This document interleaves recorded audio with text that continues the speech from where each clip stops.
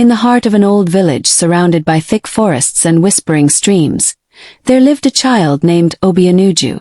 Her name meant born into wealth, but in truth she had none of it. She had no siblings to run with, no father to guide her, and her mother worked so hard that she was rarely at home. This left Obianuju with a heavy silence of loneliness, and the only comfort she found was in the trees, the winds, and the river that seemed to sing lullabies when the night came. But unknown to her, the world she lived in was not only the world she could see. Spirits walked beside men, unseen but ever present. Some were mischievous, others dangerous, and a rare few were kind. One evening, as loneliness pressed into her small heart like never before, Obianuju would meet a spirit that would change her life forever. This spirit did not come with thunder or lightning, but with a voice, gentle, curious, and strangely familiar. Obianuju often sat under the old iroko tree that stood tall at the edge of the forest.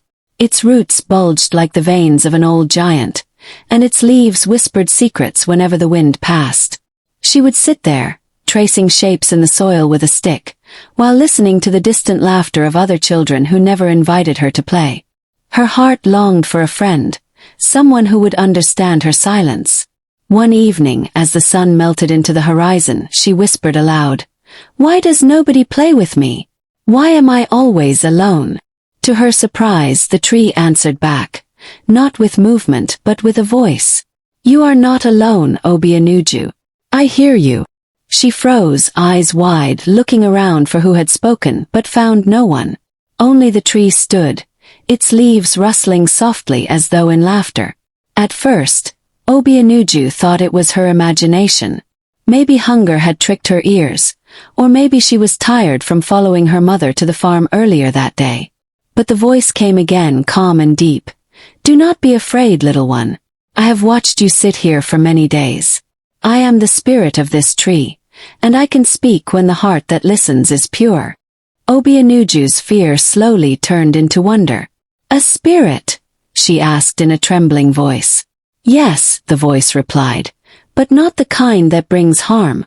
I am a friend to children who carry heavy hearts. You have spoken with sorrow for too long, and tonight your cry has reached me." Tears rolled down her cheeks, but for the first time, they were not tears of loneliness, they were tears of hope. The spirit told Obianuju that it had lived in the iroko tree for hundreds of years, hearing countless voices but rarely answering. It only revealed itself to the ones whose hearts were true and innocent. "I will be your companion when the world turns its back," the spirit promised. "But you must promise me something too." "What is that?" Obianuju asked eagerly. The spirit replied, "Never betray kindness. Do not let bitterness live in your heart, no matter how others treat you. If you keep your heart pure, our friendship will last until you no longer need me." She nodded, her small hands clenched tightly. For the first time she felt chosen, important, like her existence finally mattered. From that day, Obianuju went to the iroko tree every evening after her chores. She spoke to the spirit about everything. How the children at the stream mocked her ragged clothes, how she missed her father who had died before she was old enough to remember him, how her mother's tired eyes broke her heart. And the spirit always listened, never interrupting, never judging. The spirit, too, shared ancient stories of the village, of warriors who once fought beneath that very tree, of maidens who danced at festivals long ago, and of kings whose crowns had been buried with them under the soil. To Obianuju, these stories were not only magical but also healing. She no longer felt invisible. She had a secret friend greater than any child could boast of. It did not take long before other children noticed her constant visits to the edge of the forest. "What do you do there all the time?" they teased. "Do you talk to ghosts?" Obianuju only smiled, refusing to answer. Their laughter stung, but she remembered the spirit's words about keeping her heart pure. She would not let their mockery turn her bitter. Still, loneliness outside the forest did not disappear. At the stream, at the market, and even in school, she was the quiet one. But in her heart, she carried a secret joy that no one else could touch. When the other children chased each other, she would think, "They do not know I have a friend older and wiser than all of them put together." One day, hunger drove Obianuju into the forest to pluck fruits. She stretched her small hands toward a ripe mango when 3 boys from the village appeared. "Thief!" they shouted, throwing stones at her. One of the stones struck her arm, and pain shot through her. She wanted to scream, but she remembered the spirit's promise. That night, when she sat under the iroko tree, tears fell freely. "Why do they hate me?" she cried.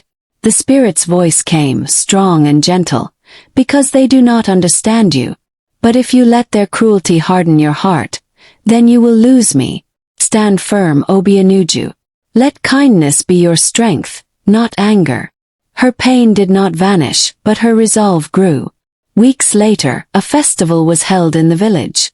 Every child was expected to perform a dance or song, but Obianuju, shy and mocked, was too afraid. "They will laugh at me," she whispered to the spirit. "Then dance not for them but for yourself," the spirit advised. "Let your heart be free. The one who dances for herself cannot be mocked." That night, when her turn came, Obianuju closed her eyes and danced. Her bare feet moved like the flowing river, and her small arms stretched like the wings of a bird. The crowd, expecting to laugh, fell silent. Then, to her surprise, applause filled the air. For the first time, they saw her not as a lonely child, but as someone with a gift. But not everyone was pleased. Some children grew jealous of the sudden attention Obianuju received. They whispered among themselves, saying she must have used charms from the forest. "No one can dance like that without powers," they murmured. Suspicion began to spread, and soon even some elders started to watch her with wary eyes. Obianuju felt the change in the air, and once again she ran to the iroko tree. "They think I am strange," she told the spirit. "Perhaps I should stop dancing." The spirit's laughter echoed gently. "The world always fears what it does not understand. If you dim your light to make others comfortable, you will live in shadows. Shine, Obianuju, shine." One evening, as she sat by the iroko tree, a dark presence crept from the forest. It was not the gentle spirit she knew, but another, angry, restless, and hungry. "Leave this place," it hissed. "The child is mine." Obianuju trembled, but before she could flee, her spirit friend's voice rose like thunder. "Begone, shadow! This heart is under my protection." The dark spirit shrieked and vanished into the night. Shaken, Obianuju clutched the roots of the tree. "What was that?" she whispered. "There are spirits of light and spirits of darkness," her friend explained. "The pure-hearted attract both. But fear not, for as long as you remain true, I will guard you." That night, she realized her friendship with the spirit was not just a comfort. It was a shield. News spread in the village that Obianuju could speak to trees. Mothers warned their children to stay away, but others began to secretly seek her. One day, a grieving woman approached. "They say you carry wisdom," she whispered. "I have lost my husband and cannot find peace." Obianuju was only a child, yet the spirit guided her words. "Your husband's love is not gone. It flows in your children and in your memories.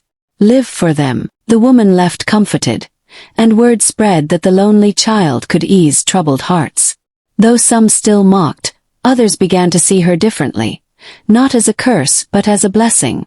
Slowly, the girl once shunned was becoming a quiet light in her village. Then came a season of suffering. Rains refused to fall, crops withered, and the streams shrank. Hunger loomed and fear spread. The elders held sacrifices, but nothing changed. In desperation, they asked if Obianuju's spirit friend knew the reason for the drought. She ran to the iroko tree, pleading, "Please help my people." The spirit answered, "The earth is thirsty, not only for water but for kindness. Your people have grown proud, cruel to the weak, careless with the land. If they return to compassion and unity, the rains will return." Obianuju carried this message to the elders. At first they scoffed, but with no other choice they listened. The village gathered in humility.